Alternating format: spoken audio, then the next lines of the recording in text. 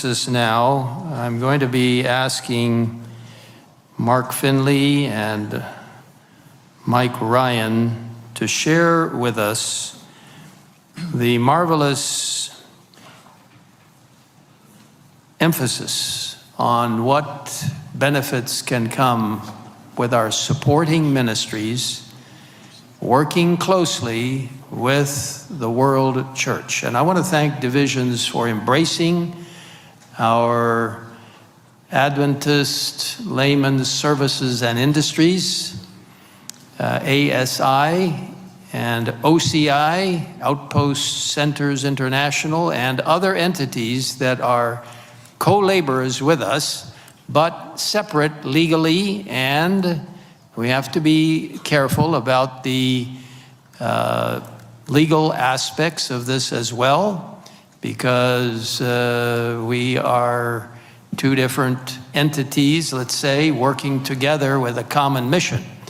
But there are organizations that are called independent ministries, and you can find a great variety of them all over the world. People who simply have their own ideas, they want to push an agenda, and they don't really want to work closely with the church. They think they are either more purified than the church, or they don't need the church, or whatever it is. I don't know what their reasons are. And then you find many organizations that are supporting ministries. They work closely. Again, let me underscore the need to make sure that we have good distinctions legally between different organizations and the church itself, but we cooperate well with these wonderful groups of people. And I'm going to ask... Just one other question, and very quickly. Elder Wilson made a comment that there's a difference kind of between the supporting ministries and what we might refer to as independent ministries. I have read the OCI material, and you have a criteria that you look at when you accept a ministry into OCI. What is the difference between an independent ministry and a supporting ministry?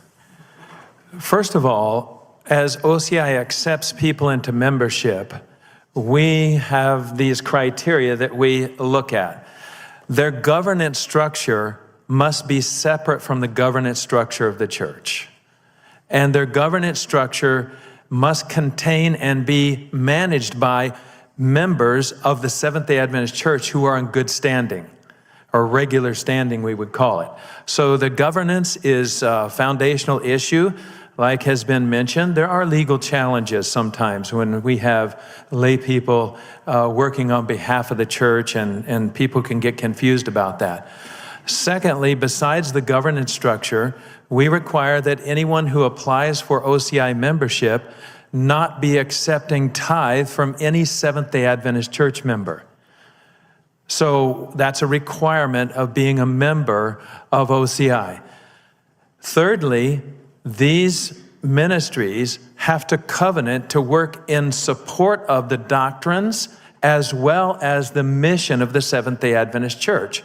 We don't want anyone speaking adverse doctrinally to the work of the Seventh-day Adventist Church and be a member of OCI. So we want that cooperation as well as just the fundamental thing. Let's work together. Let's be a part of the same team. On the other hand, a ministry that, and I prefer the term supporting ministry, just to be clear about that. I think supporting ministry is the right term. Absolutely. And when I hear the term independent ministry, it just kind of makes me feel a little bit like these people are not with us. They're not doing the same thing we are. They're independent in nature. And when I see that, I see characteristics of people or ministries who are critical of the church, who may have even accepted into their governance structure people who are not Seventh-day Adventist. And maybe they're even accepting tithe. And so those things would be adverse to the work of working together. And so for those ministries, if we can identify them and we find them within the membership of OCI, we have some counseling sessions with them. And we try to help them get on track. Or if they're not members, we won't accept them. But I told a group recently, I said, if you're not fulfilling the requirements of the membership of OCI, we can start divorce proceedings.